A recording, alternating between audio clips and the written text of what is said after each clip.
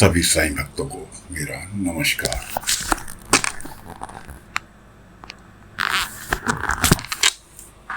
ओम साई राम, ओम साई राम, ओम साई राम। साथियों, कथा प्रारंभ करते हैं।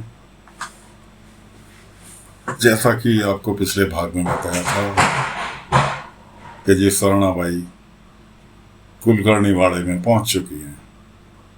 काहे के लिए? तमाशा लगाने की शिरडी में परमिशन लेने के लिए, क्योंकि कुलकर्णी जी गांव के मुखिया हैं, इसलिए उनकी परमिशन के बगैर तमाशा लग नहीं सकता। बाबा से स्वर्णाबाई मिल ही चुकी हैं। रास्ते में पानी पिलाया बाबा ने स्वर्णाबाई को। अब कुलकर्णी जी के सामने स्वर्णाबाई पहुंचती हैं कि जी ऐसे ऐसे तमाशा लगाना शिरडी में। कुलकर्णी ने कहा हाँ बिल्कुल लगाओ, शौक से लगाओ, लेकिन उसके लिए कर देना होगा। गांव में तमाशा लगाने का कर जमा कराओ, लगाओ तमाशा। स्वर्णाबाई ने कहा ये चंगू मंगू दोनों तुम्हारे ही आदमी है ना, अगर अपनी खैरियत चाहते हो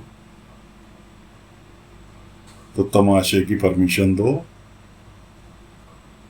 1 रुपया नहीं दूंगी कर के रूप में, और गांव वालों को अलग बता दूंगी कि आदमी को पकौड़े तुम्हारे आदमियों ने खिलवाए थे, जिसकी तबीयत खराब हुई थी। शिरडी का ही आदमी था ना वो। इतना सुनने के बाद कुलकर्णी की तो हवा हो गई खराब, चेहरा उतर गया, मुंह खुला का खुला रह गया। स्वर्णाबाई ने और कसर नहीं छोड़ी, पानदान अपना साथ लेके चलती थी, उसमें से पान निकाला, कुलकर्णी के मुंह में ठूस दिया और वहां से निकल ली। मिल गई परमिशन कि मैं यहीं टेंट लगाने जा रही हूँ तुम्हारे गांव में तमाशे का, तुमसे जो रोका जाए रोक लो, और रोकने की अगर कोशिश की तो पूरे गांव को पता चल जाएगा कि कुलकर्णी ने ऐसे ऐसे अपने आदमियों के द्वारा उस आदमी को पकौड़े खिलवाए थे, मेरे से कह के, मुझे पैसे दे के। कुलकर्णी बैठा का बैठा रह गया और स्वर्णाबाई मटकती हुई अपना पूरे गांव का चक्कर लगाने के लिए निकल ली। बाबा भिक्षा के लिए निकले हुए थे। बाबा मिले रास्ते में, बाबा को रोक के खड़ी हो गई कि अच्छा तेरा काम भिक्षा मांगने का है, भीख मांग के गुजारा करता है, चिंता मत कर, मेरा तमाशा चालू होने वाला है, वहाँ पहरेदार का काम करियो, जितना तो पूरे साल में नहीं कमाता, एक दिन में कमाई हो जाए करेगी तेरी। जितने दिन तमाशा है तेरे आने वाले 10 साल के लिए कमाई हो जाएगी, कि मेरी चौकीदारी करियो। इस तरह से बाबा के ऊपर टोंट कसती हुई वहां से निकल ली। अब गांव में पंपलेट लग गए, इश्तहार लग गए, स्वर्णाबाई का तमाशा। परेशान, गांव वाले परेशान। सबसे आगे का टिकट कितने का उस टाइम? 8 आने का। 8 आने, 4 आने, 1 आना, सबसे पीछे का 1 आना। अब गांव वालों में होड़ लग गई, कोई स्वर्णाबाई के पीछे पीछे चल रहा है, कोई पानी लेने जा रहा है तो उसको देखते देखते के साथ ही इसका पानी गिरा जा रहा है, लेकिन उसका स्वर्णाबाई दिखाई दे रही है। गांव की सारी महिलाएं परेशान, क्या होगा शिरडी का। खैर, स्वर्णाबाई का डेली का काम गांव में अपना प्रचार करने के लिए घूमने निकल जाना अपनी मंडली के साथ, लटके झटके। उधर वो रोजाना रियाज करती थी। तो जीपरी की जो सहेली थी चंपा, जिसकी बाबा ने आवाज दी, गूंगी जो थी, वो और जीपरी दोनों के दोनों टेंट के पास इसके घूम रहे थे। वो रियाज कर रही थी, बच्चों को गाना अच्छा लगा, वो अंदर चले गए। स्वर्णाबाई को भी बच्ची है दोनों पसंद आई। उसने कहा गाना सीखना है, उन्होंने कहा हाँ ठीक है आ जाना मेरे पास। अब स्वर्णाबाई तो जो गाएगी वही सिखाएगी। अब नौटंकी में, तमाशों में जो इस तरह की लेडीज डांस करती हैं, गाना गाती हैं, किस कैटेगरी के गाने होते हैं ये तो सब लोग आप समझ ही सकते हैं। खैर जी, उसने गाना सिखाना चालू कर दिया उसे, चंपा को। बच्चे बच्चे हों या बड़े, जो गाना उन्हें अच्छा लगता है वो सारा दिन उनके गुनगुनाते रहेंगे, गाते रहेंगे, ये हाल रहता है। उधर त्र्यंबक सही हो गया था, तो त्र्यंबक की बीवी ने बहुत सारे पकवान बनाए, मिठाई, नमकीन, ये वो, टोकरी में रख के बाबा के पास लेकर गई। उस साथ में पाटिल जी, बाईजामा, उनकी सास और त्र्यंबक उसकी बीवी, सारे साथ में गए। त्र्यंबक गया था माफी मांगने कि साईं मुझे किसी भी तरीके से आप माफ कर दो, मैंने बहुत बड़ी गलती की। बाबा ने कहा गलती की, तूने भी गलती की और गलती मैंने भी की। तुझे अपनी गलती का एहसास हो गया, इतना काफी है, हो गई गलती की माफी। मुझे अपनी गलती का एहसास हो गया कि गलती करो, उसका अगर तुम्हें एहसास हो जाता है, आगे को गलती बनाता रह जाए तो फिर वो गलती मायने नहीं रखती। त्र्यंबक की पत्नी कहती है अरे क्यों बार बार पिछले 20 दिन से, महीने भर से माफी माफी माफी माफी जपे जा रहे हो। साईं ने भी सुन लिया माफी का, बार बार क्यों दोहरा रहे हो, कान पक गए। लो साईं, मैं तुम्हारे लिए इनके ठीक होने की खुशी में ये बना कर लेकर आई हूँ। उसने टोकरी बाबा के आगे कर दी। बाबा ने टोकरी देखी, बाबा ने कहा ये सब मैं कहाँ खा पाऊंगा, इतना सब कुछ मैं कहाँ खा। बाईजामा की सास बोली साईं ले लो, इसके हाथ का पहली बार बना है जब से ये शिरडी में आई है, वरना खाते हुए सबने देखा, बनाते हुए किसी ने नहीं देखा, इसलिए लेके रख लो, खाना या बांट देना, लेके रख लो लेकिन इससे, वरना पता लगा त्र्यंबक की जगह खुद खा गई। बाबा मुस्कुराने लगे, लेके रख लिया, उनको विदा किया। गांव में प्रतिदिन वही चर्चा। इधर कुलकर्णी के जो 2 बंदे थे परमानेंट, उसके सेवक, तो दोस्तों एक का कद तो था मैक्सिमम से मैक्सिमम बना दो आप 4 फीट, दूसरे का कद था लगभग 7 फीट। इसलिए उन्हें चंगू मंगू नाम दिया गया था। एक नाटा था, एक लंबा था, लंबा पहलवान था। अब स्वर्णाबाई के चक्कर में ये दोनों भी लपेटे में आ गए। स्वर्णाबाई थी तो सुंदर थी, लेकिन वो नाटा वाला अलग सपने सजाने लगा कि जी स्वर्णाबाई ने शिकायत इसलिए की कि गांव वालों को ये नहीं बताया कि मुझसे प्रेम करती है। लंबा वाला जो पहलवान था वो अलग प्रोग्राम बना रहा कि जी मेरे से प्रेम करती है इसलिए इन्हें नहीं बताया।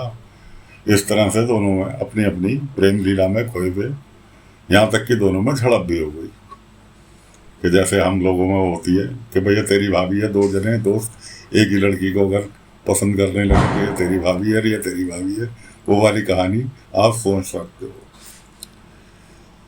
खैर जी, उन दोनों में आपस में झगड़ा भी हो गया।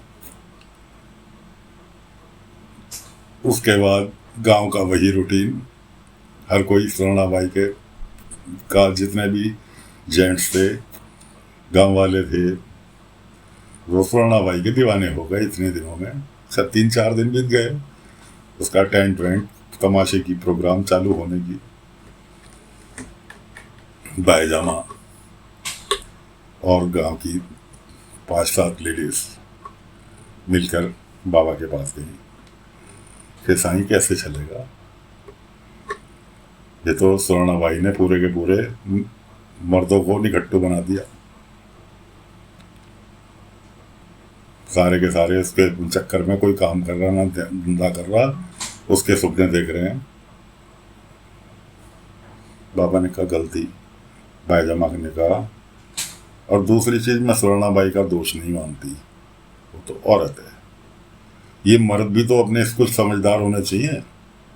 कि कोई औरत आके खड़ी हुई 4 बार अदाएं झाड़ी है उसके पीछे बोली है, वैसे सारे समझदारी का ठेका लेते हैं। अब बाबा सुन रहे हैं सारी औरतों की बातें कि साईं कुछ तो बोलो। बाबा ने कहा, जिसकी माँ इतनी समझदार हो, मुझे गर्व है कि भाईजामा आप मेरी माँ हो। और देखता हूँ कुछ जो होता है अच्छे के लिए होता है। स्वर्णाबाई का आना भी कुछ अच्छा ही लेकर आया है। शिरडी में अगर स्वर्णाबाई आई है, तमाशा लगाया है, इसके पीछे भी कुछ अच्छा ही होगी, आप चिंता ना करो। उन्हें विदा किया। अगले दिन बाबा सवेरे भिक्षाटन के लिए गए। गांव में होने के बाद बाबा का रूटीन किसी के भेदभाव भरा नहीं था, इसलिए बाबा जीपरी की बस्ती जो कि गांव के बाहर थी वहां भी जाते थे। जिसने जो दे दिया माथे पे लगाया, झोली में डाल लिया, उनके लिए कोई भेदभाव नहीं था। बाबा पहुंच गए स्वर्णाबाई के टेंट पे। स्वर्णाबाई निकल के आई कि उन बाबा का एक ही डायलॉग, भिक्षाम दे माई। स्वर्णाबाई ने कहा, निकल के आई, अरे फकीर अभी थोड़ी बुलाया था, अभी तो मेरा तमाशा चालू हो जाने दे, उसके बाद तेरी ड्यूटी लगाऊंगी। बाबा ने कहा, बहन मेरे लिए तो सब दिन दुनिया एक बराबर है, और मैं किसी तमाशे में ड्यूटी नहीं कर रहा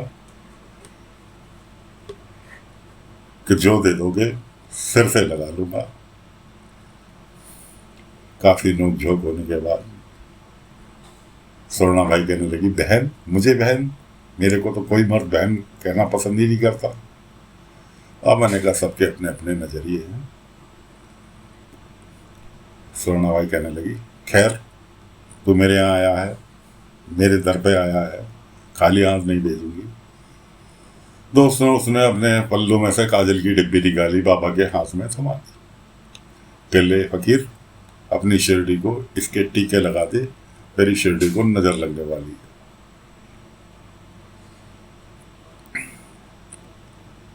बाबा ने काजल की डिब्बी ली, काजल की डिब्बी लेके माथे से लगाई। स्वर्णाबाई को बोला, ये काजल आने वाले समय में बहुत काम आएगा, तुम्हारा बहुत बहुत शुक्रिया मुझे देने के लिए।